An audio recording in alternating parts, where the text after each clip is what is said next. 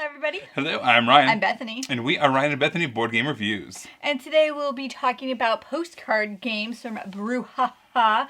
Don't forget to hit the subscribe button so you can see our videos as they come out. All right, so these postcard games are just that. They are a postcard. It's a two-sided card that you can get in the mail or give in the mail. And each one has their own kind of concept and flavor. So there is an RPG, you have a story that you can tell. There is one that is a treasure hunt. There's a rock, paper, scissors derivative. And there's also a kind of a cooperative / solo game. So there's all different ones that you can do. Look how pretty that is. Okay. All right, so basically, so these are these postcards that you can get in the mail. And like I said, each one of them is very different, and I think that's really cool. So for instance, the RPG one, this is the Cyberwolves. It does all the things that an RPG should do, but in a super boiled down version. You pick your character, you pick some problems that your character's going to have, you have some things your character is going to be able to overcome using those handicaps, and then some, a beginning, middle, and end of whatever mission or whatever, story they're going to go on. So I think that was just is a really cool boiled down RPG. All right, so then, Miseries of the Night, what this one does is basically, it's a co-op game, or it's a solo game, but we did it as a co-op. You're going to roll these dice, so the dice are not included. But I'm sure all of us have a million dice laying around. We have a whole fishbowl full, and I'm eventually going to try to fill up all the way to the top, and it's going to look awesome. It will look awesome. I'm looking forward to it. But it's like a long ways away. To like Goodwill, a bunch of Farkles. We'll be fine. Yeah, that's true. But I want cool dice, though, too. Okay.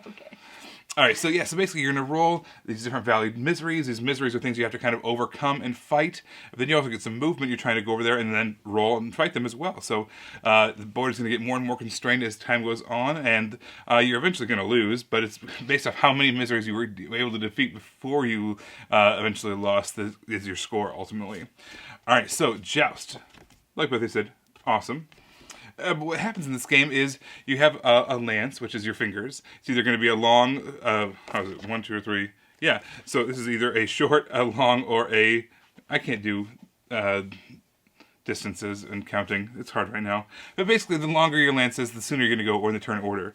And then on top of that, there's a number that's going to basically determine whether or not you actually cause damage to your opponent based off of a random number that you and your opponent choose, which is hilarious and like this weird mental chess as it is.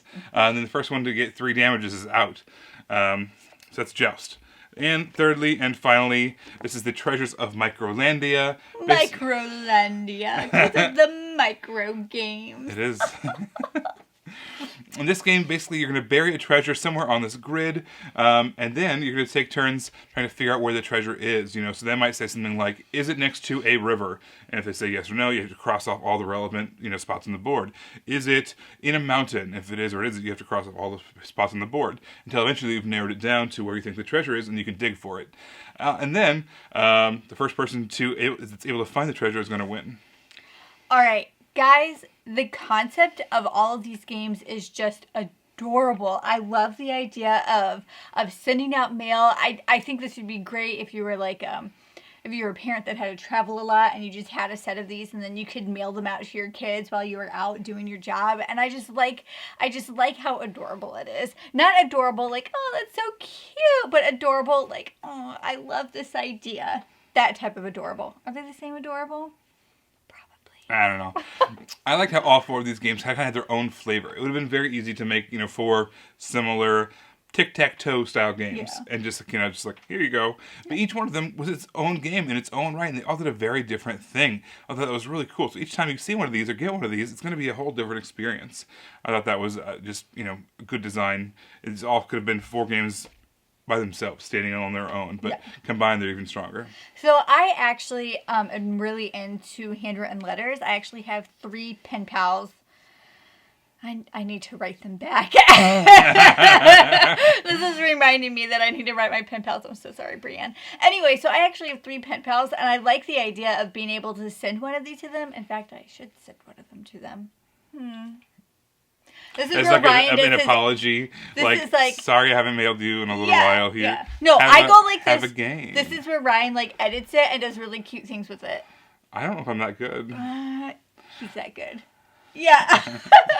But I really just love it. I know I'm saying the exact same thing I said before, but you have no idea how much I like snail mail and just mail in general. So the fact that you can gamerify mail is wonderful. Yeah, like way back in the day, well, now there's like play by email, or even Yeah. you're just playing on websites and all that kind of stuff. So you can play long distance with someone. But way back in the day, there was play by mail, not play by email, play by mail, and you just like you send like the Pony Express maybe, or some letter courier to send your chess move to Reginald across town, or across the country, and then they send you back their move. So yeah, Reginald across town. Oh my gosh.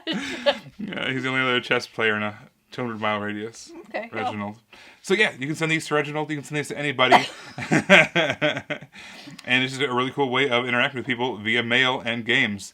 All right, so which one was your favorite? Joust. Whoa, that was fast. I really liked it. Because some of the... Well, I guess the Cyber Wolf one you actually don't need anything for, but I like that in Joust you don't need anything for. It's just you and your hands, and I just like how the whole game's on there. It's really simple.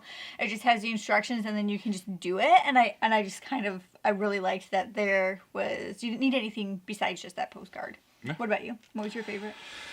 I liked them all for different reasons, but I think Cyber Wolves was my favorite because I have dabbled in RPGs before. I'm not good at them, and I don't really like them necessarily.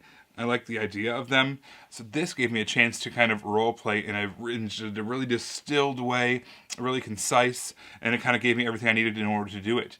And I've never obviously DM'd either, or GM'd, or whatever you want to call it, but this gave me a chance to kind of give some storytelling elements and let the other person kind of fill in the gaps.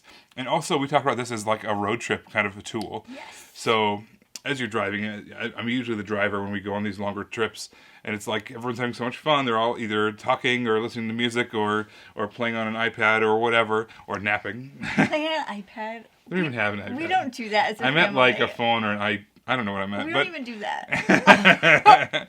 But the point is, this is a way that we could all interact. Yeah.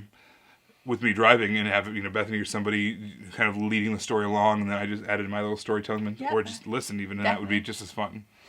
Well, thank you so much for watching. Make sure to subscribe to us so you can see our videos as they come out. You can also follow us on Facebook under Ryan and Bethany Board Game Reviews. You can chat with us on Twitter under Ryan and Bethany 1, and you can follow us on Instagram on Ryan and Bethany.